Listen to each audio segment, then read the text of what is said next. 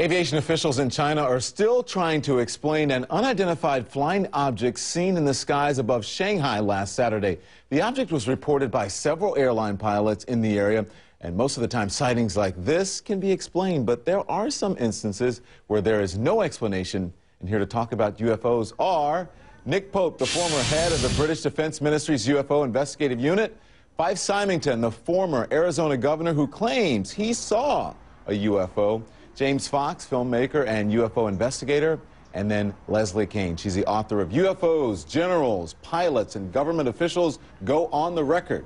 She's also featured in the documentary special Secret Access, UFOs on the Record, which premieres Thursday at 8 p.m. on History Channel. Okay, so here's a question to you, Fife. Do we need to take sightings of UFOs seriously? Sure you do. Yeah, there. If you read Leslie's book, and I don't know if you've seen James's film, but you know there's some tremendous data and sightings and information about inexplicable events, and yeah, I think we should take it very seriously. And of course, Nick Pope is very experienced in that avenue. He's done a lot of investigations on the part of the British Defense Ministry. So yeah, for sure, we need to take it seriously. But what I'm asking you, do you think that there's life out there? There's life elsewhere? Well, I think it would be pretty egotistical of us to think we're the only game in the universe. So I'm very accepting of the fact that there's life in the universe. And I think that probably you know, most people that are in that profession of astrophysics and dealing with matters in outer space believe that the universe is a big place and that there's life out there. Okay. So Nick, the British government recently made public UFO documents. Essentially, it's what their X-Files. So what did they reveal, if anything? Well, this was 9,000 pages of documentation released just a couple of weeks ago. And that's interesting in itself because, of course, the British government's position on this had always been the policy was to downplay the level of our interest and say that it was of no defence significance. And yet, of course, behind the scenes, we were much more concerned than I think we were letting on, particularly where we have sightings where the witnesses were pilots, where these things were seen by police officers, where they're tracked, for example, on military radar. Those sorts of cases we took very seriously, because if there's something in our airspace, it's a defense and national security issue. It's got to be. Okay. All right. Wow, this is a very serious panel about UFOs. Leslie, I want to talk to you. You spent 10 years researching and studying UFO phenomenon. You talked to some high-level sources. What did you find out? What did they tell you? Well, I mean, when you put it all together, and I talked to many high-level sources, the bottom line is that there is a real phenomenon there. I mean, there is a physical phenomenon. It's well documented by governments, officials, and aviation experts. It behaves in ways that we cannot explain because we don't have the technology that can do what these objects do. And there are enough cases that demonstrate the reality, the physicality of this absolutely phenomenal technology that you cannot deny its existence, and we're just stuck because we can't explain it away. Yeah, many people want to deny it, but James, do people want to believe, you think? I think the vast majority of witnesses that I certainly have talked to, especially the military witnesses, it's more burdened with the information than anything else. So I wouldn't necessarily agree with that. And this is an amazing panel, by the way, and I'm very glad to be part of it. But I wanted to ask Nick Pope, as an official who investigated UFOs for the British government, that I think we can all agree that the vast majority of UFOs have and can be explained away in sort of down-to-earth, you know, prosaic terms. However, there is a residual 5 or 10% of cases, very unambiguous cases coming from very, very credible sources. Yeah, and I'd like to ask Don't those 5% at least give you pause that you know there may be some sort of truth? Well, that's what I'm saying. That's exactly what I'm saying. So there's a 5 or 10% core residual that just defy an explanation. And Nick, I'd like to ask you directly while we're on camera right now, what is the most plausible hypothesis for that 5 or 10% from your investigation for the British government?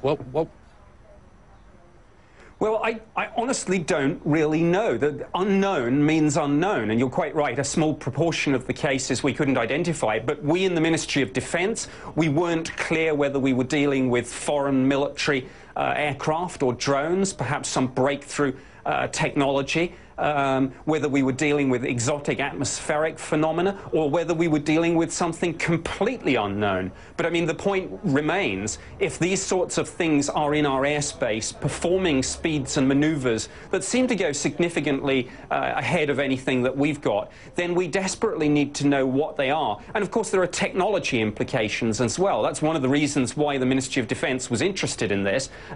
What about, could this tell us something about propulsion system, aerodynamics, weaponry? Okay, all right. We don't know. Let's not get too in the weeds here for people at home, because they're like me, who sit there every time I see something on UFOs, a documentary or what have you. I always pay attention because it's intriguing. It's intriguing. So, Fife, but I think that you have come around on this, because you claim to have seen a UFO when you were still the governor of Arizona, the famous Phoenix Lights episode in 1997.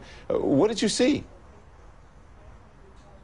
Well, I saw a large craft come over the what they call Squaw Peak Reserve, Mountain Reserve, going from the northwestern part of the valley across the southeast. And of course, it was a sighting that was seen by many hundreds, if not thousands, of people.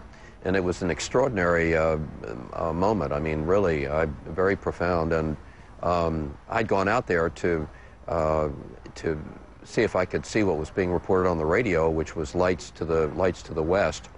There had been a lot of reports that a craft had been spotted, and I was on the west side of the 51, which is a north-south highway, in a park with a group of people, and this great big thing just kind of cruised over, and you know, it was really a stunner. And so I remember going, and when I went home, my wife looked at me and she said, "Looks like you look like you saw a ghost." And I said, "Well, I don't." You saw a UFO, not necessarily I don't know what I saw, but this.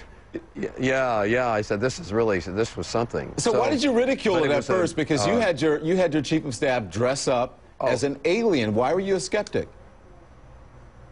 Yeah, he almost quit over that, by the way. That was a spoof. There was this sort of building hysteria about the subject at the time, and we thought that it would be fun to have a little levity. It wasn't meant to kind of ridicule you know, UFOs or anything. It was meant to be a spoof to add some levity to the situation, because people were getting, I thought, kind of overly tense, and so we had a lot of fun with the spoof. There's aspects of that I regret now, but you know, it was fun at the time. Yeah. So Leslie, you told me that you're very buttoned up in this upcoming documentary. Tell us about 2007. There was an incident at O'Hare Airport, and it's featured in your upcoming. Yeah, actually 2006. It was reported in 2007 by the Chicago Tribune. It took about 2 months before it hit the news, but what happened was there was a disc hovering over gate C-17 at over the United Airlines terminal at Chicago O'Hare. This was during the rush hour around 4:30 in the afternoon, and it was seen by lots of people on the ground. And pilots were radioing about it, and a manager actually called the tower. We have the voice tapes in which the manager called and reported it to the FAA tower. It was not seen on radar, but it sat over this terminal for at least 5 minutes, probably a little bit longer, and then suddenly shot up. There was a cloud bank right above it.